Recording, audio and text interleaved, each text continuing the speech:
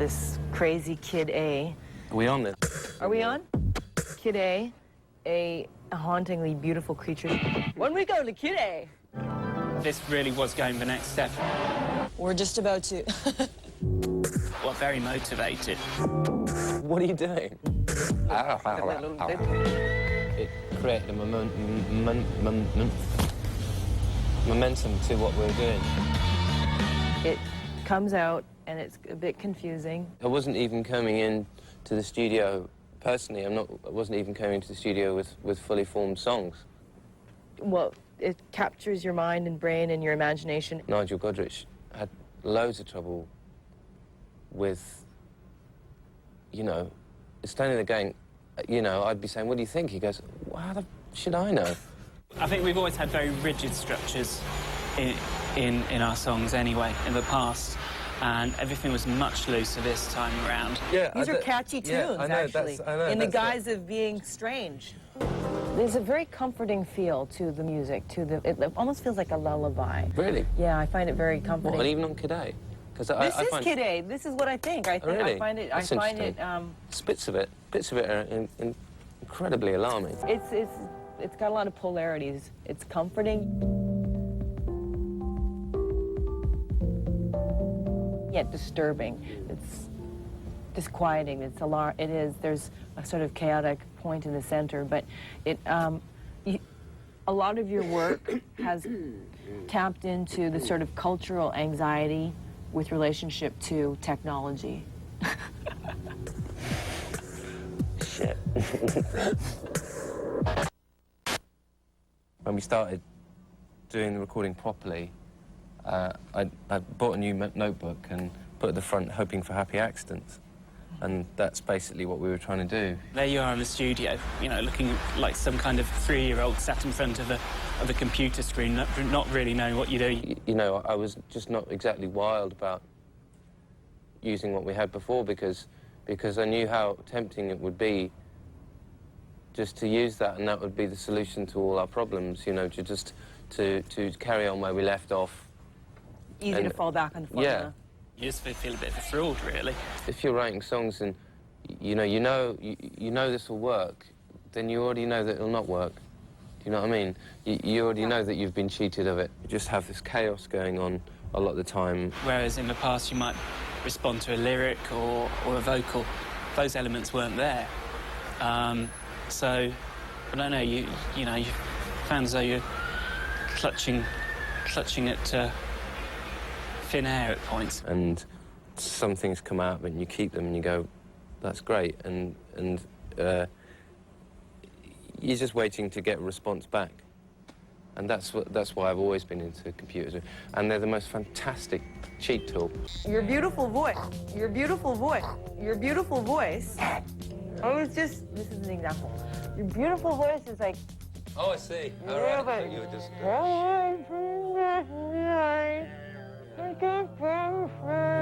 The song Kid A was written by Johnny, and all I was doing was talking through what Johnny was playing. Why?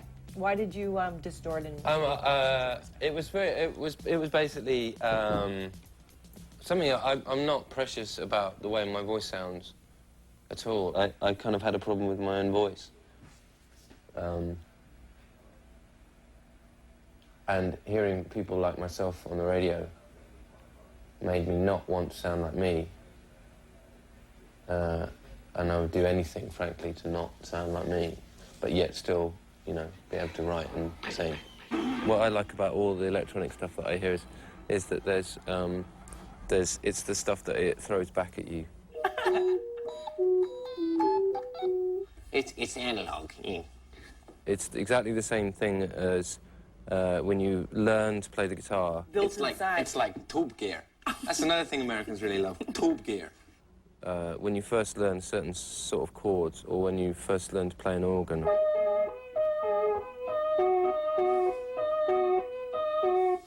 That's horrible. Certain things will happen, like, and you're a total amateur.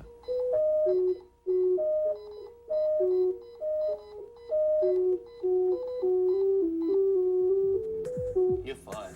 That was my one-note solo. It's an interesting piece of work because it does polarize people. In one regard, like, you got half a star in the Billboard magazine. Excellent. Out of what, 10? I don't know. I think 5. Cool. Half a star. That's something to be proud of. Because, you know, Billboard, really, they've got their finger on the pulse, let's face it. You got half a star on Billboard, and then you got a 2-page cover in Time that says Radiohead is God.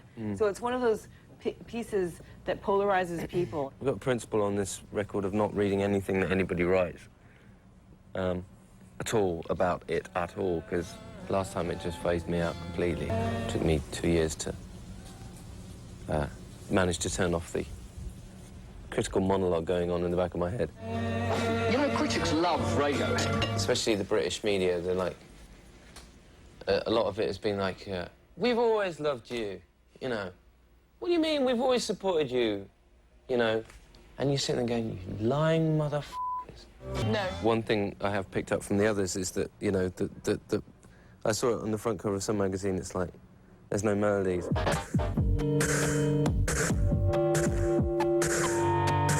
If it's not guitars and drums and bass, you're like, what is this?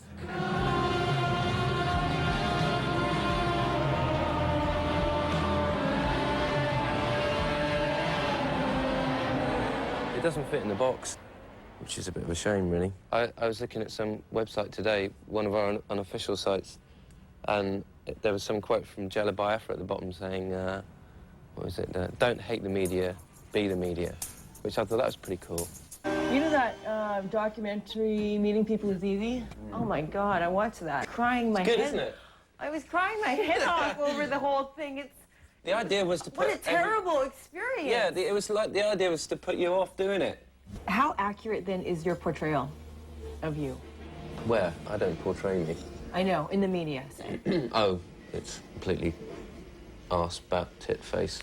So, by and large, your sense of the way that you've been depicted is inaccurate.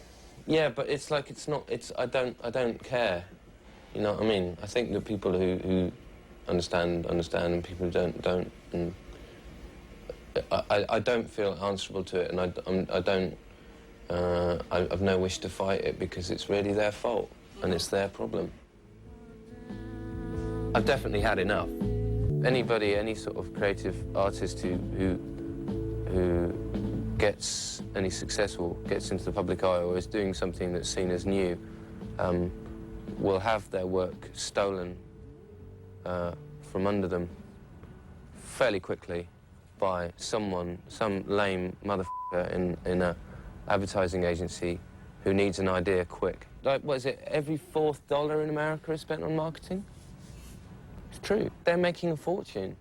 These people are. This is the thing that does our head in. You know, the advertising guy who's being paid to go and find you, you know, find out how much money he's making every week to go and find you.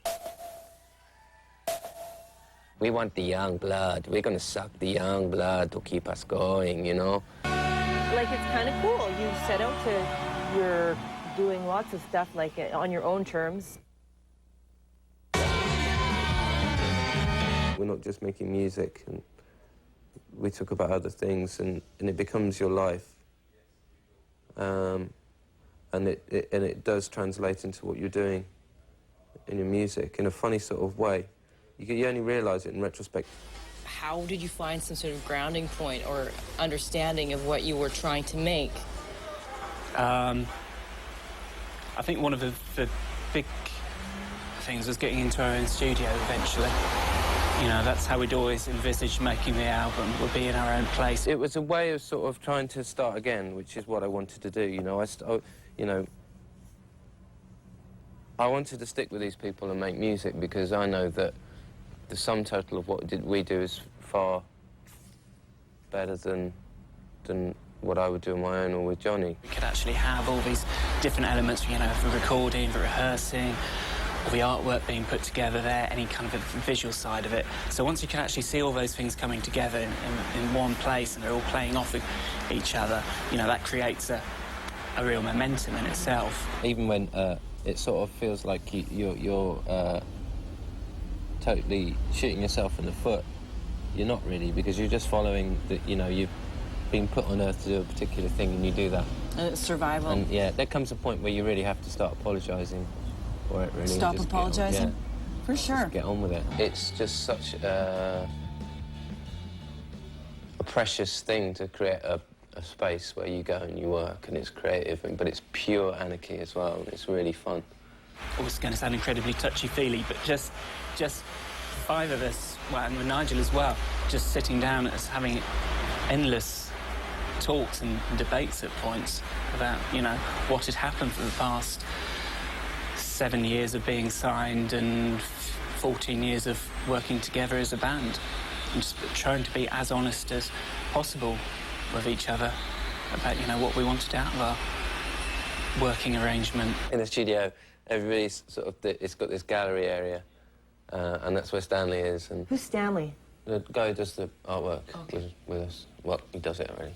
I go up there and mess around with him while the others are doing stuff downstairs, and we shout down and stuff, and they shout back. That sounds fun. Yeah, it's really good fun, actually. So, I mean, you know, it goes late onto the night, early into the morning, and by the end of it, everybody just feels terrible because we're all drunk or whatever.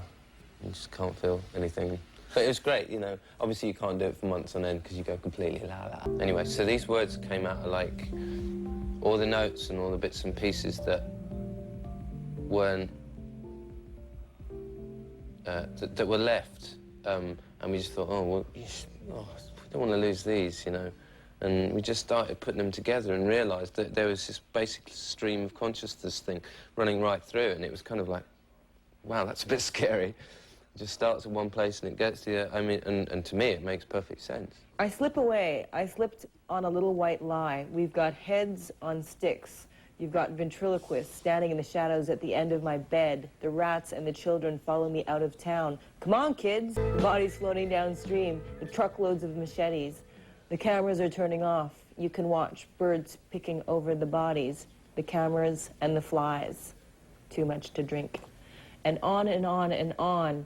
Very disturbing images. It's almost felt like I was, it's almost like an explosion of Tourette's you're having there. Yeah. Dressed up in tuxedos with the orchestra at the ball, and it slides like slime through your wallpaper walls. With a grin like roadkill and the bloody power of kings, I sneeze and it's an exorcist. I cough a new disease. You didn't have a single, you didn't have a video, you had the blips, and yet it goes to #1 on the Billboard. I mean, you are charting a different route, and you know, you don't have to tour months ad nauseum, and you can still... It's pretty pointless as well. What is the aspect that makes it such a grind? You disassociate yourself from the moment, from the world around you, from the people you know, because you've basically, you know, become this monster. The typical touring in arenas, the way in which artists are put through the bowels of the music industry and promotional machine. I know other people in other bands at the moment being forced into doing things that really, knowing them and knowing how delicate they are, they really should not be doing them. But the pressure that they're under to do these things is too much and they can't handle it, so they cave in. I think you feel that you're actually trying to shoehorn yourself into a very established cycle. There are ways to break the mold. If we had 9 months scheduled, then I would have snapped in a week. You know, but basically, the whole thing's over 2 weeks' time. Over, that's it, you know. And then we decide what to do next year, and I can't tell you how good that feels. This is my system. This is where I make music. You can get some money, can't you? Buy some new gear. I could get money, but I like that gear. Hey, do you think you're an optimist or pessimist? Definitely an optimist. Oh, cool. Definitely. A lot of your work does address, you know, more painful aspects of living. There's starting to be, like, a language in which to address issues that have been impossible to address in day-to-day experience. It's about the invasion of your space. It's about the invasion of your ideas and your emotions and your feelings. You acknowledge some of the crap that is going on in the world, But that's part of your optimism, isn't it? Basically, basically. It seems like it has a function to address the more sort of negative, painful, Yep. awful aspects. You know, for me, the way that, yeah, I use music in order to address those things. And when you get something good coming out of it, then it's sort of like a really great leap forward. So I'm, you know, lucky that I've got that. Other people have to do it other ways. But it's cool, you know. I'm into that. So you got validation to your public through the industry, which you have a love-hate relationship with. Are you able to get the validation from yourself? I really get it when we finish something that I like, still, you know. I quite like doing shows again, though. I thought I'd hate doing gigs again. What or who is your God? Not really. I don't know. It doesn't have a name. But you do get a sense of afterlife, after. Well. Cool. I get it from, like, walking around. It's the old Wordsworth thing. Walking through the country. Yeah. Big style. And you just feel like, woof, beauty. Yeah, beauty you get blown around on a cliff and that sort of thing, and carrying on hedgerows and in a thunderstorm and things like that. You're definitely meeting him. And last question is, where do you derive solace from? What makes you the happiest? Swimming in the sea. Really? Yeah. You do that a lot? Or walking.